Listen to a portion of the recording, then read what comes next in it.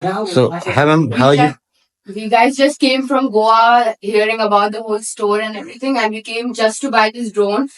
And these guys have traveled just for this. Also, we had a very good experience with the staff. They were very helpful and very knowledgeable on the products that they're selling. And I had a very good experience. And something from you, like how you felt?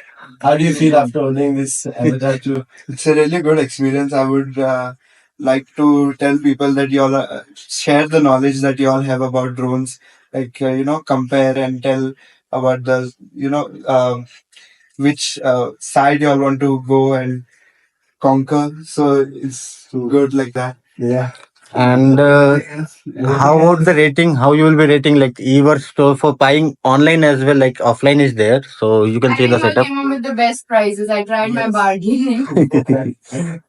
So, anything from you, sir? I would say thank you for the best price and thank you for this amazing experience. And I would say more than the store, I love your pet. Anyways, thank you so much. Thank you. Thank you. Stay tuned for something coming from Evos. Their own drone. That is also there, but That is it's a secret right now.